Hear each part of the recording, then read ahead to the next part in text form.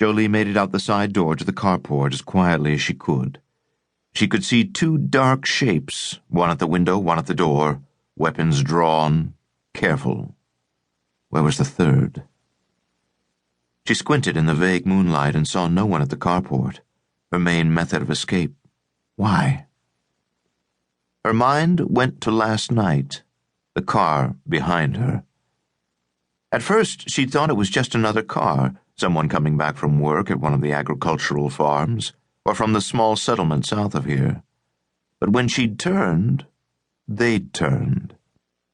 When she'd reached her little pocket neighborhood, the car had turned off, one street before her street, as if they knew. Once was coincidence. Twice was a muffled voice. Backyard. Jolie duck-walked around the hood of her car, registered the smell of gasoline but ignored it. From now on, it would get noisy. She prepared. Did she really want to do this? Maybe it would be wiser to slip over the neighbor's wall into their backyard and then out to the alley. But what if there were more than these three? She didn't want to involve her neighbor.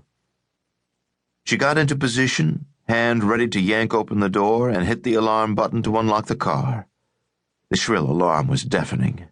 She dove inside, just as the two shapes in the front yard yelled and hurtled toward her. The car started immediately. She was worried the lever wouldn't hit reverse the first time, but it did. Jammed it in reverse, hit the gas and rocketed backward, nearly hitting one of the two men in black coming at her. Instinct and training kicked in. Think evasive driving maneuver. The car swapped ends in the street, and the next thing Jolie knew, she was hurtling down toward the corner. Within a minute, a car was on her tail. Screaming around corners, headlights juddering in her rear view. She came to the Y in the road. Make a decision.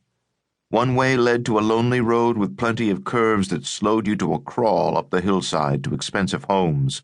A maze of one-lane blacktop dead ends. The other shot through the last branch and out to the highway. The lonely highway. Neither choice was optimal, but one was easier. Turning right. Right on the road, out of branch. The moment she turned, she realized it might be a mistake. Why didn't she swap ends again and head for the middle of town? Afterburners on. Nothing ahead of her. Jolie peered in the rear view. No car behind her. No car speeding, no headlights. How could that be? They had to be running dark. She squinted at the mirror, almost willing a dark shape to come hurtling toward her from behind. Out in the lonely expanse of New Mexico desert now. This time she did see headlights way back, but coming fast.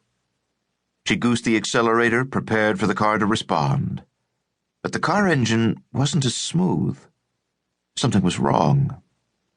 She pushed on the accelerator again, hard, but after a half-hearted surge, the car slowed.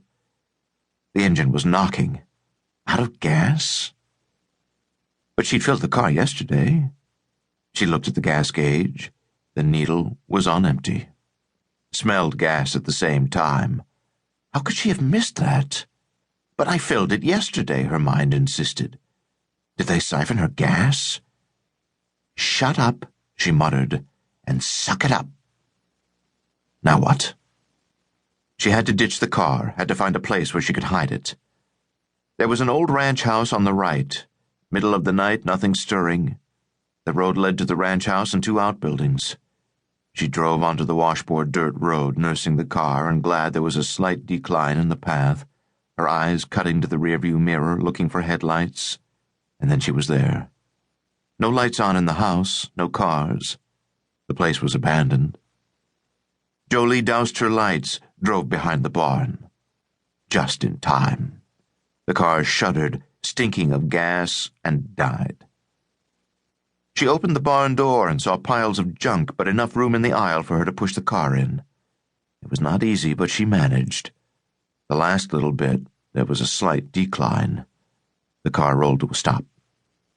She pulled the doors closed and barred the gate, pulled out her cell phone. No bars. Shit, she muttered. She looked around. Jolie knew this area well. There was a lot of land, but very few houses.